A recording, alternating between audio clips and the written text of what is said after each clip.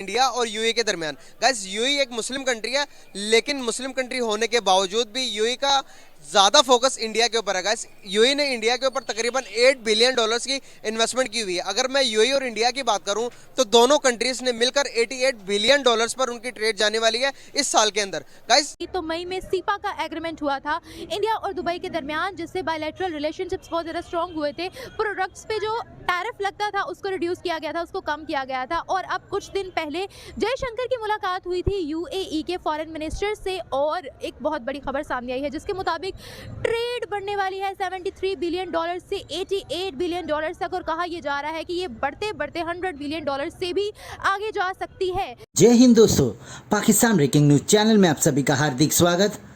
UAE ने मुस्लिम देशों को छोड़कर भारत के साथ ट्रेड करना मुनासिब समझा, और यही कारण था कि पूरा पाकिस्तान इसके ऊपर चर्चा कर रहा है और सोच में डूबा हुआ है कि हम तो उनके मुस्लिम बरादर है, पर यूएई है कि हमें भाव नहीं देता, और वो है कि अपनी सारी इन्वेस्टमेंट भारत में कर रहा है।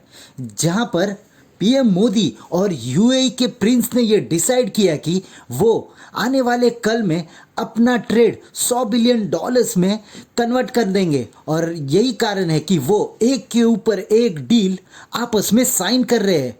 अब तक भारत ने यूएई के साथ 88 बिलियन डॉलर्स का ट्रेड किया है, जिसमें दोनों देशों को फ़ायदा पहुंचा है, क्योंकि दोनों देशों ने ये डिसाइड किया कि ये ट्रेड वो अब अपनी करेंसी में करेंगे, जिसमें रियाल और रुपी शामिल है, क्योंकि दोनों देश चाहते हैं कि वो डॉलर को निगलेक्ट कर कर अपनी करेंसी को बूस्ट करे।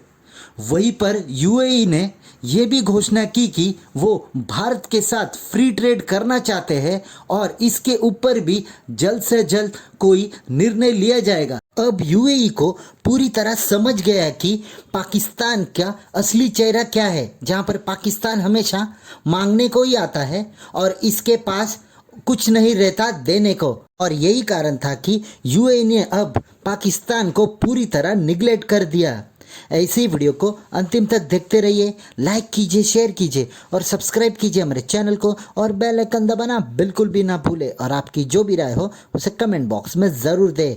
धन्यवाद। मैं बात करने जा रहा हूँ गाइस इंडिया और यूएई के दरमियान। गाइस, यूएई एक मुस्लिम कंट्री है, लेकिन मुस्लिम कंट्री होने के बावजूद भी यूएई का ज्यादा फोकस इंडिया के ऊपर है। गाइस, यूएई ने इंडिया के ऊपर तकरीबन 8 बिलियन डॉलर्स की इन्वेस्टमेंट की हुई है। अगर मैं यूएई और इंडिया की बात करूं तो दोनों कंट्रीज ने मिलकर 88 बिलियन डॉलर्स पर उनकी ट्रेड जाने वाली है इस साल के अंदर। गाइस, क्या वजूहत है यूएई जैसी कंट्रियां इंडिया पर ज्यादा फोकस करती है एज कम्पेयर टू पाकिस्तान? अब अगर मैं बात करूं तो इंडिया के तकरीबन 35 लाख के करीब वर्कर्स यूएई के अंदर काम करते हैं, और उनकी बहुत ज्यादा रिस्पेक्ट है। पाकिस्तानियों पर शराइत रखे जाते हैं। अगर कोई पाकिस्तानी यूएई के अंदर काम करना चाहता है तो उसके अकाउंट के अंदर कम से कम 5000 दिरहम होने चाहिए, लेकिन इंडिया को फ्री एंट्री दी जाती है। बहुत सारी कंट्रीज के साथ इंडिया फ्री ट्रेड कर रहा है, तकरीबन 60 कंट्रीज के साथ इंडिया फ्री ट्रेड करता है। पाकिस्तान का फ्री ट्रेड के बारे में कोई पता ही नहीं है। क्या वजूहत है? तो ट्रेड हो रही है रुपी और दिरहम में, ताकि डॉलर को बाय बाय बोला जाए, इंडियन रुपी को, इंडियन करेंसी को इंटरनेशनल लेवल पर इंट्रोड्यूस करवाया जाए। आज हम देखते हैं कि दुबई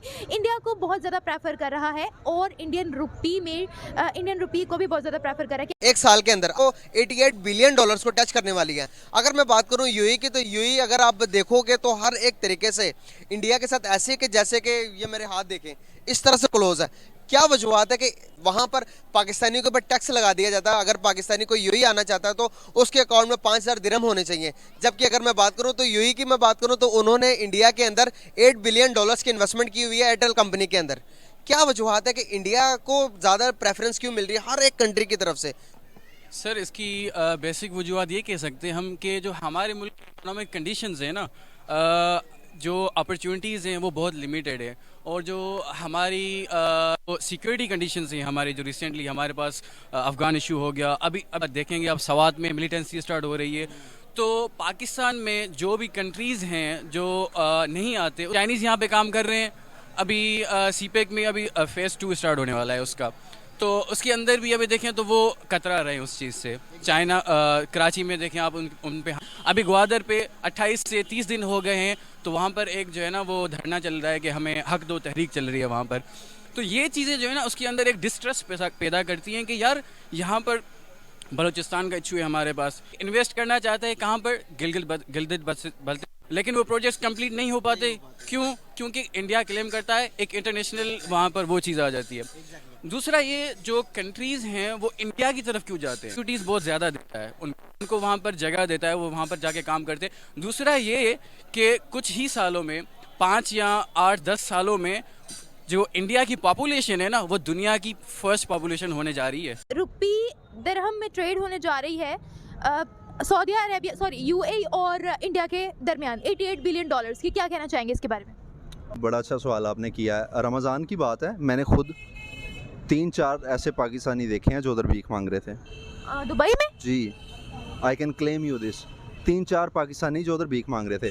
अब आप किसी भी कंट्री में जाएंगे as a tourist, you don't have any rights to do any sort of business, right? आप वहाँ से लोकली बैठ के उसी मुल्क से पैसा नहीं कमा सकते as long as you don't have a business visa, correct? आप विजिट वीज़ा पर उधर जाते हैं, वहाँ पर जाके आप भीख मांगते हैं।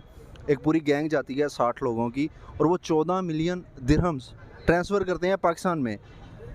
अब एक विजिटर 14 मिलियन दिरहम विजिट वीज़ा पर जाकर पाकिस्तान में ट्रांसफ़र कर रहा है, तो ज़ाहिर फ़िशी होंगे वो। अब इन्होंने ये किया था रेमिटेंस के थ्रू ना, अंसारी एक्सचेंज वगैरह के थ्रू। तो वो जब इन्होंने ये काम किया तो उनकी पुलिस बड़ी ज़्यादा एक्टिव होगी। अब आपने ये चीज़ देखी होगी कि recently it's been like 3 months और सो, इनकी visa policies A to Z, एक आधी नहीं, या सिर्फ पाकिस्तानियों के लिए नहीं, A to Z सारी चेंज हो गई। उसकी वजह, वो जब ये हरकत हुई तो पुलिस ने नोटिस किया और ये बात करती करती पार्लियामेंट तक गई। पाकिस्तान वाला तो निज़ाम है ही नहीं कि बात उधर ही दब जाएगी। तो वहाँ तक जब बात गई तो उन्होंने अपनी पॉलिसी को रिफाइन किया। So now they came up with a new policy, and the new policy there are over 10 sort of different visas when it comes to Pakistani. अब आप इमेजिन करें कि दुबई का airport is one of the biggest airport in the world, right? So there are over 200 nationalities coming in and out from that airport. 199 को कोई नहीं रोक रहा, आपको उधर रोक के आपकी जेब चेक करेंगे, do you have 7,000 dirhams in your pocket or no? 5,000। Yeah, but like 5 to 7,000. थोड़ा सा You, हाँ, तो वो 5 से 7,000 आपको कैश में दिखाना है। तो 199 कंट्रीज़ के पासपोर्ट जो हैं वो कुछ नहीं कर रहे। आप उधर जाके उन्हें बता रहे हो कि भाई मेरे पास पैसे हैं, मैं इधर मांगने नहीं आया। सही है, आई वुड से ये सही है। आप अगर उधर जाके देखेंगे ना, देखो बात जो सच है वो बड़ा अनकंफर्टेबल होता है। आप उधर जाके हालात देखेंगे, अब बीचेस पे ये चले जाएंगे, अब वहाँ पर जाके फ़ोन निकालेंगे सबको ना, सिर्फ कैमरा ऑन करके, दे विल एम्बेरस एवरीबॉडी।